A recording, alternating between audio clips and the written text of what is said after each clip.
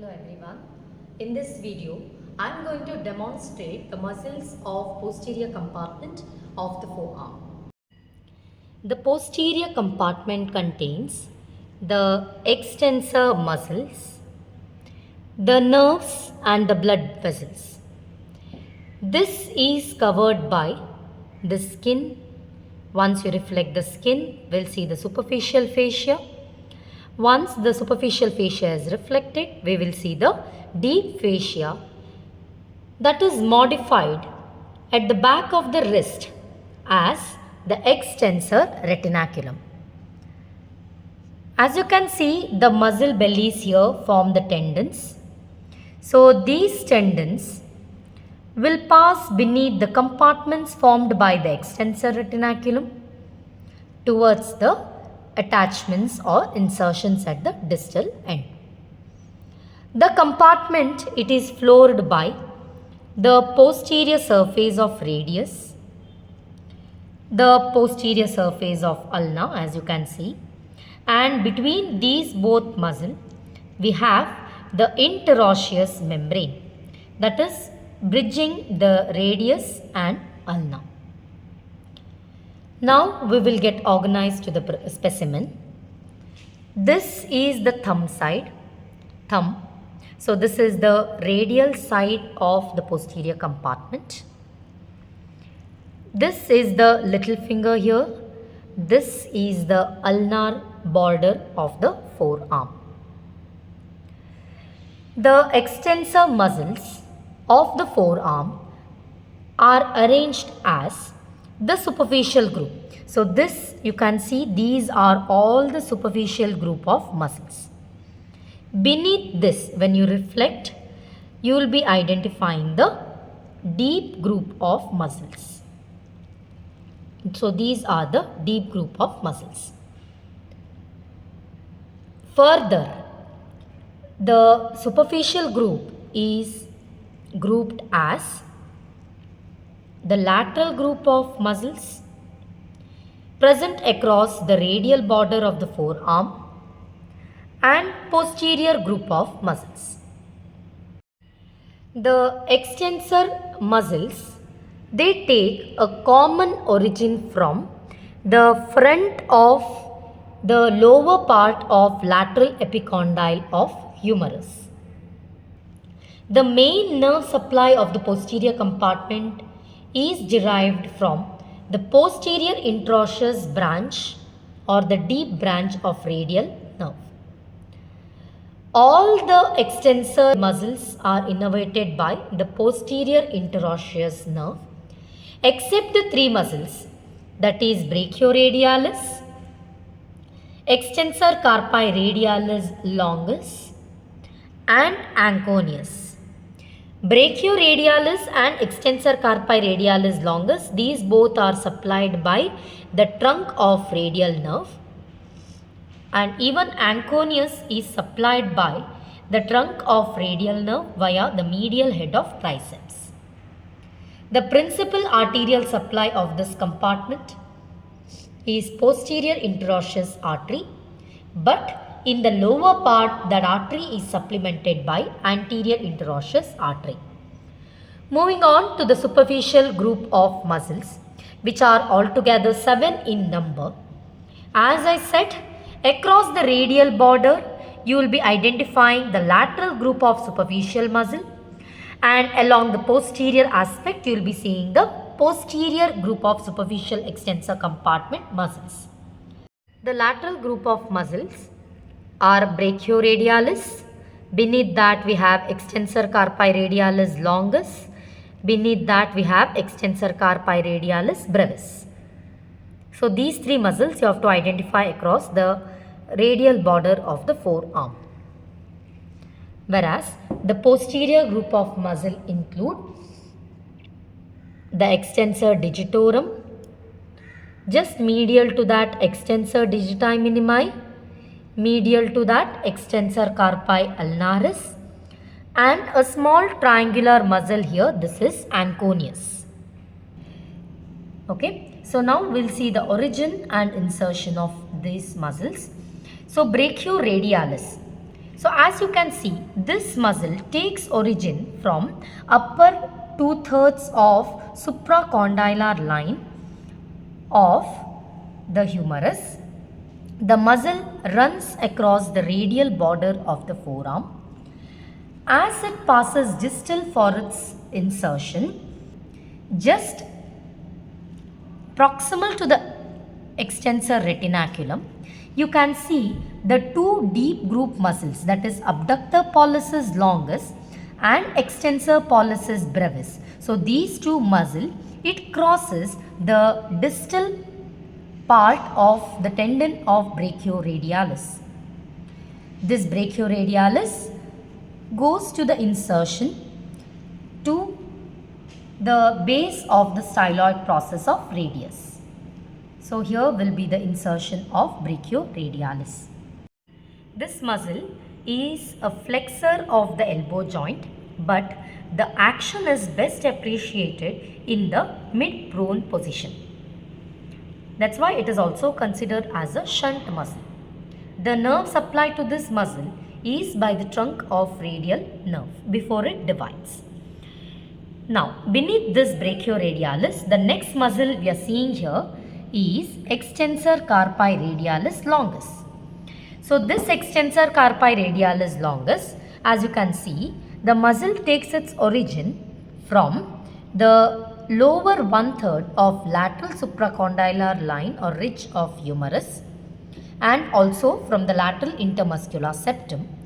From there, the muscle runs beneath the brachioradialis or between the brachioradialis and extensor carpi radialis brevis.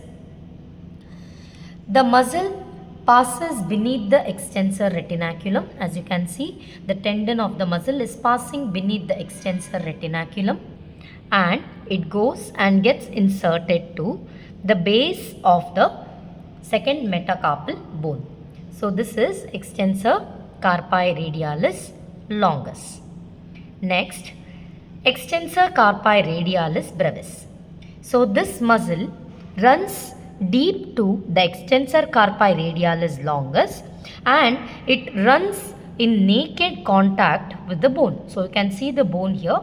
So it runs with a naked contact with the bone radius.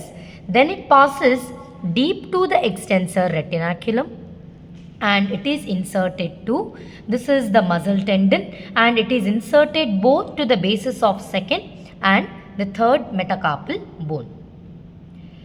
So the extensor carpi radialis brevis and extensor carpi radialis longus, both it acts as the extensors of the wrist along with the extensor carpi ulnaris muscle. So they are extensors of the wrist joint. Further, these muscles, these two muscles, that is extensor carpi radialis longus and extensor carpi radialis brevis, along with the flexor carpi radialis, both acting together, it brings about the abduction of the wrist. After seeing the lateral group of extensor muscles, now we will see the posterior superficial group of extensor muscles. So in the posterior superficial group of muscle, we can identify this muscle is extensor digitorum. Okay, so this muscle can be identified as it splits into 4 tendons for the medial 4 fingers. So this is extensor digitorum. Just medial to that, we can identify a slender muscle. So this is extensor digiti minimi. So when I pull this tendon, you can see the little finger is moving. So this is extensor digiti minimi. Just medial to that, we can identify this is extensor carpi ulnaris. The last muscle is a triangular muscle. This is anconeus. So these are the 4 muscles of posterior group of extensor muscle. Extensor digitorum, it arises from the front of the lateral epicondyle as a common extensor origin and forms a rounded belly in the middle of the forearm. where it divides into 4 digital tendons, as you can see here, for the medial 4 fingers. These crowded tendons of extensor digitorum along with extensor indicis, this is the tendon of extensor indicis, this is the tendon of extensor indicis here. It passes beneath the extensor retinaculum. On the dorsum of the hand, it forms 4 tendon that flattens out as it reaches the dorsum of the hand. On the dorsum of the hand, the 4 tendons diverge to reach the corresponding medial 4 fingers. The common tendons of the index and the little finger is joined from the ulnar side by the extensor indicis tendon and extensor digiti minimi tendons. Each extensor tendon will flatten out. The base of the expansion forms the hood over the metacarpal heads. So these are the metacarpal head. To form the dorsal digital expansion, first these tendons will flatten out at the bases, or it forms the hood over the heads of the metacarpal. The apex of the expansion, if you see, it is traced up. This is the proximal phalanx here. At the apex of the proximal phalanx, this dorsal digital expansion, apex of which it trifurcates into 3 bands. The medial band is inserted to the base of the middle phalanx, and the 2 lateral bands on either side. It reaches up to the base of the distal phalanx, and then it unites just before the insertion. So finally, the 2 lateral bands, after uniting, it is inserted at the base of the distal phalanx. So the margins of these expansions are further thickened by the insertion of interossei and lumbrical muscles to form the wing tendons. The tendons of the extensor digitorum, it acts as the prime movers at metacarpophalangeal joints. So these brings about the extension or the prime movers for extension at the metacarpophalangeal joints. Extensor digiti minimi. So this muscle is very slender. To identify this muscle, identify the extensor digitorum. Just medial to extensor digitorum, you can identify a slender muscle here. So this is extensor digiti minimi. So this muscle takes its origin from the anterior aspect or surface of the lateral epicondyle as a common extensor origin. The tendon of digiti minimi, as you can see here, passes beneath the extensor retinaculum. Distally, when you see this muscle tendon, this one, it joins the ulnar side of the extensor digitorum of the little finger. Finally, for the insertion, it joins the dorsal digital expansion formed by the tendon of extensor digitorum going to the little finger. Next is extensor carpi ulnaris. So identify the ulnar side here, ulnar border of the forearm. There you can see this extensor carpi ulnaris muscle. So the extensor carpi ulnaris takes its origin from the lateral epicondyle as the common extensor origin, and from the subcutaneous posterior border of the ulna by an aponeurosis in common with the origin of flexor carpi ulnaris muscle. So you can see here, this is the posterior subcutaneous border of ulna from where the muscle fibers are taking its origin. The tendon of extensor carpi ulnaris passes distally under cover of extensor retinaculum. Here you can see this is the extensor retinaculum. So it passes beneath the extensor retinaculum and it lodges in a groove between the ulnar head and the styloid process.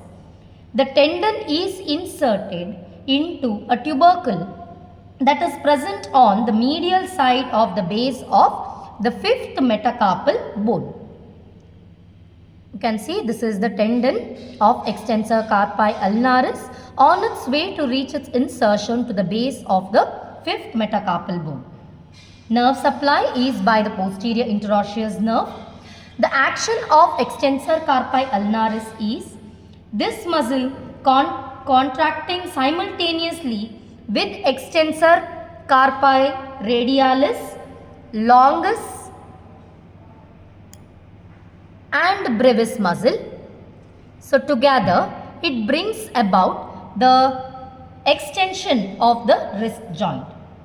The combined action of extensor carpi ulnaris along with the flexor carpi ulnaris, it produces the adduction of the wrist.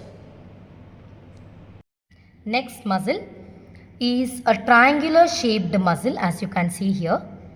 This is anconeus. This anconeus muscle takes its origin from the posterior surface of lateral epicondyle of the humerus.